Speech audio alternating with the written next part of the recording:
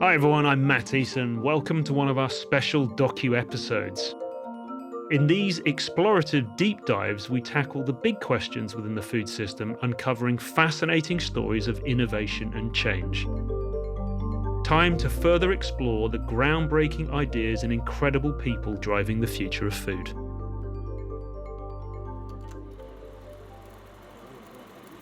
Who knew that watching a movie could change the course of the planet's future? My first memory of space and science fiction, I must confess, was probably Star Wars. It took me quite a while to figure out which parts are real and which parts are not real. What fascinated me was the vastness of the universe and just the amount of crazy ideas in there. This was something which sparked an interest in space. Fast forward a few decades, and that boy, now a physicist, innovator, and CEO, is using space to tackle one of humanity's biggest challenges: climate change. What would the young Max see? He would be super interested to see if he could somehow leverage that knowledge of going into space himself and be free floating through space. On the other hand, he would be quite happy that I'm using my time and resources for something which has purpose and makes sense. I'm Max Gulde, or Guld, however you like it. I am the CEO of Constellr. Constellr is a company which is in the food security space. And what we're basically doing is building a digital twin of the planet to support better resource allocation with a focus on agriculture and urban development. Let's explore how Constellr is using cutting-edge satellite technology to address what's broken, and how their fight against climate change is pushing innovation to new heights. So in my academic career, I built microscopes for about 10 years, and space was something which was on the other side of the scale. The reason I eventually changed from one side to the other was that I didn't really feel that my work there made a meaningful contribution to society. The most meaningful thing I saw back then, and I still subscribe to that, was the fight against climate change. My logic, which might be a bit naive, was, well, in order to first quantify climate change, we need an outside perspective. So that's where we need space from, and then we'll generate a lot of data. We probably need big data methods or machine learning, AI, whatever it is, to process this data, and in the end we probably need something, robots or some high degree of automation to execute on that. And the common denominator was that I had no clue of any of these things, so I tried my best and eventually ended up in space. My understanding of climate change in a quantitative way came a bit later than for most. We had quite a pot of money to develop a satellite for Fraunhofer. And I was the mission scientist for that, so I was looking at the applications and so on. And one of the applications identified as feasible and viable for this type of satellite was the detection of intercontinental ballistic missiles from low Earth orbit. That doesn't have anything to do with climate change. But in order to do that, what was technically needed was the measurement of very faint thermal signatures as part of the rocket plume when it is launched. And there was a challenge associated with that, since the platform we wanted to use and type of payload we wanted to use would not have been able to pick up these tracers. So part of the work I did was trying to figure out how to do good temperature measurement, but again, in view of a defense intelligence topic.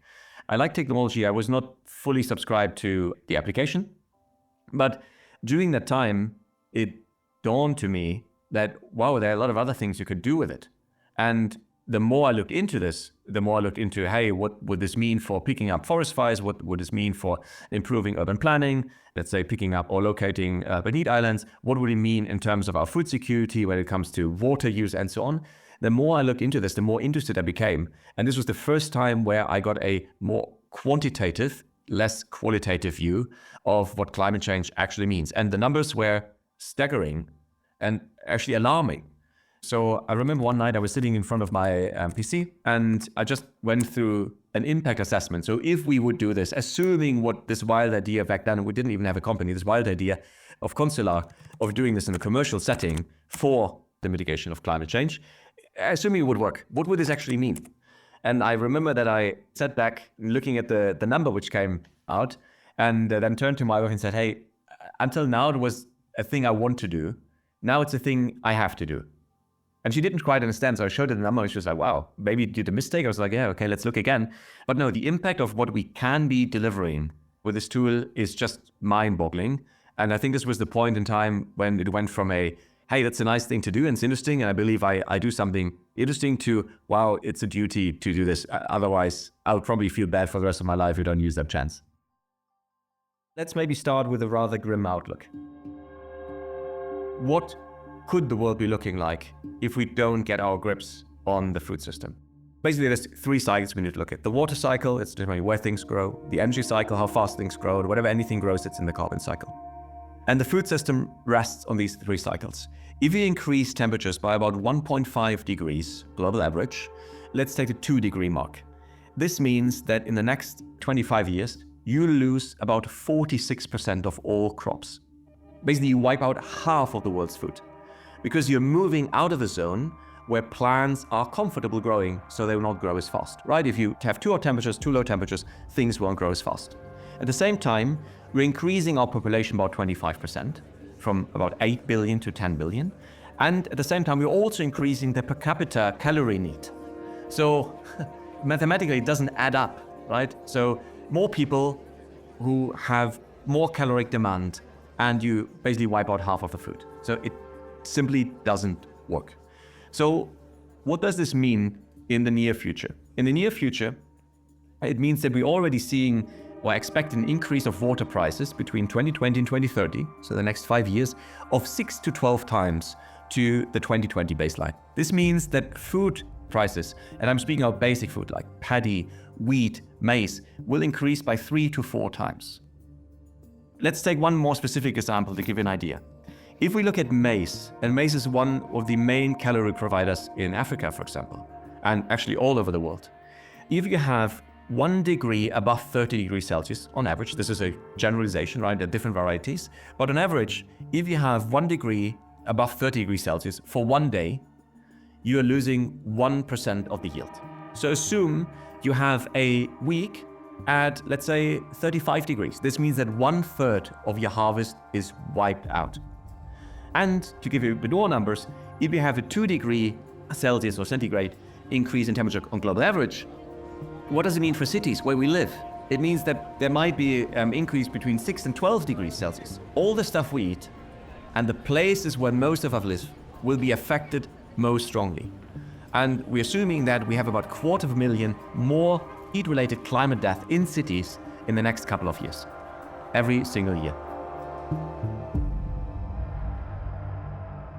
So that is the dystopian view on what we're looking at. And this is not a problem which will manifest itself in the next 20 years or 30 years. This is happening over the next years. Let's look at the other side. What can we do if we succeed? And I'm not saying that we are the only, we're not the silver bullet, right? We all need to work together. It is a collaborative approach. But part of what we need to do is gain knowledge and understand what's really happening on the planet and be able to quantify it. Let's imagine the following scenario. A couple of years from now, I can't tell you if it's 5 years, 10 years, 15 years. You have a mobile phone. Your mobile phone is connected to a stewarding AI, and the stewarding AI uses data such as the data provided by Constellr, for example, temperature data. You might get a message which tells you, hey, look, based on the evapotranspiration profile of your gardening, you're overwatering by 15%. You can save $200 if you reduce the irrigation, and here's how we do this on your smart irrigation system. Okay, nice. That's on a single person level. You could have a similar text going like, hey, we looked at the energy output of your building and correlating this with the energy input of your building, we believe that the insulation is flawed and you'd have a 3.5-year payback period if you change your insulation now.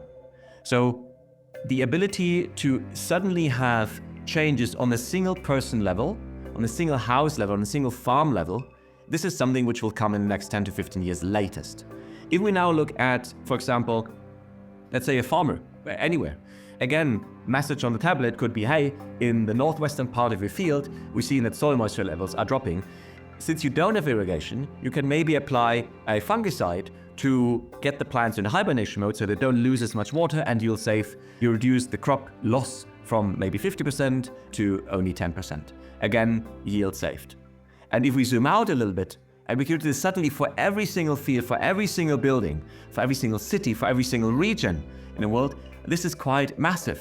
So we could massively increase our governance, our ability to use natural resources in a proper context if we just make it data-based and data-driven. And I think at the age where we're marrying Earth observation data, which is a large data set, and in particular data sets which have chemical, so hyperspectral data, or physical, so thermal data properties, and you marry this with the increase of capabilities of AI, you actually get to the level where suddenly you have a personalized recommendations for things, let's say on a scale which you can as a single person influence. And I think this will be an absolute game changer in the future. And I bank on that future. That's the future I want to create. Okay, so let's talk a little bit about the technology and how we got it to work. In principle, it is a constellation of satellites. That is at the core of it. So it's a hardware asset. And we're sending the swarm of satellites into the orbit. And the swarm of satellites has a very specific capability, which is currently highly underserved. The capability is to sense infrared radiation, so heat emission from the surface of the planet. And this heat emission can then be translated into a temperature scale. So we're kind of building a temperature map. The interesting part about temperature is that compared to, for example, visual data might change very quickly, might not change at all. If you look at the barren landscape, might not change at all. If you look at, let's say, a parking spot somewhere, it might change very quickly. Temperature data also changes, but it has a strong correlation to the diurnal circle. It's the hottest time in the day, which is in the early afternoon, and then it's the coolest time of the day, which is usually at night. And it's repeating the cycle over and over and over again. This means it won't be enough to do a temperature image at some point by itself insulated, but you need to see what the time series, the evolution of the temperatures. So what you're basically building is the underlying framework on top of these satellites, which have these unique capabilities of temperature sensing at a very high resolution, very high frequency, to build a platform which allows you to look at the evolution of temperature over time. And this will be interpolated spatially, this will be interpolated in a time-wise fashion. And imagine, if you look at Google Earth, for example, it's a fantastic representation of the globe and has so much information, but it's relatively old imagery, usually seeing. So imagine you would suddenly get a similar kind of atlas, but in real time. We can really see if there's, for example, an anomaly happening, if there's someone leaving, let's say, polluted water into a river, if there's an urban heat island happening, if there's a drought approaching. All these things suddenly become visible. So we're building on the one hand side a technology which is situated in space, hardware-based, our own satellites which control and operate. And funny enough, just last Friday, the first satellite was completed and shipped to the launch provider. And just today, the second satellite has arrived and was fully assembled. There's a lot of stuff going on at the moment. Then on top of this, we are building a platform which is, on the one hand side, allowing customers to access the data set, which initially will be a temperature data set. And there's a lot of IP going into the actual processing of the data and making sure that the data is of the highest possible quality. The challenges, but also, let's say, the opportunity for temperature data in particular is that it is less about the resolution, less about the frequency, as about the quality. If you don't get the shade of green or red in a visual image perfectly right, you might still be okay. You might still be able to detect the feature. But temperature data is not about detection of features. It's detection and bringing value of, let's say, accurate measurements on a single pixel level, which is a big advantage, but also comes as a big challenge. So we need to be exactly sure that what we measure is actually what the reality on the surface really is. So building that platform, and then at some point we add another layer, which will then be an analytics layer on top. So we kind of building this atlas, as we call it, layer by layer. Initial layer is going to be temperature layer. Then it's going to be, let's say, evapotranspiration layer, a soil moisture layer. There might be chemical layers, carbon layers, and so on and so forth. What can I recommend to young innovators? So maybe a few things. I've been told so many times that what we're doing is impossible and it can't work. And I actually see this as a positive sign. So if you hear people telling you this can't work, this is nonsense, this will never fly, you might be onto something. That's a very good indicator. If people don't immediately jump on the train, that's a good indicator that there might be something to be done. So, I mean, obviously, stay within reason, right? But don't get disheartened from people telling you it's not working. It's usually a good indicator that they can't imagine it's working, which could be a good indicator that it's difficult to imagine it working. And if you have a solution, perfect, go for it. The second thing is that going out of existing industry, doing something new, always needs courage. but there's a reward to it, right? You learn a lot, and there's no problem in failing. To give you one example, I tried initially to write proposals to get this thing funded within an R&D context, and I got declined 14 times in a row. It's never happened to me before. Then I decided, okay, that's not the way, so let's do it some different way. But the point is that you will probably fall a few times, but that's not the problem. The problem is not getting up again. So always get up and keep walking. And maybe the last thing is that everybody sees climate change as a gigantic threat, and it is, but it's also a gigantic opportunity. It's a gigantic, maybe the biggest opportunity humankind ever had. I don't know if this is, maybe it's the first quadrillion-dollar market or something, I don't know in finance speak. But there's an opportunity to do something what the world needs, to do something where people will be able and willing to pay for it, to do something which feels really good and you love doing. And if you're then also good at it and you create your niche, I think you are arriving in a place which is quite privileged to be. So I can only recommend to you, work in the climate space. That's what really matters. Because if we don't get this fixed, a lot of the other dimensions of our market or the other industries won't matter at all anymore. If they simply won't matter anymore, okay, we'll be fighting for survival. So do what matters and do it in the right sector. And then maybe to extend this not only to the young innovators, but also maybe to the older innovators, if you don't work for something which is contributing positively to fighting this, consider quitting your work. And I mean it. Consider quitting your work, because it might be that what you're doing right now won't exist anymore if you don't navigate to another trajectory right now and do something which is purposeful.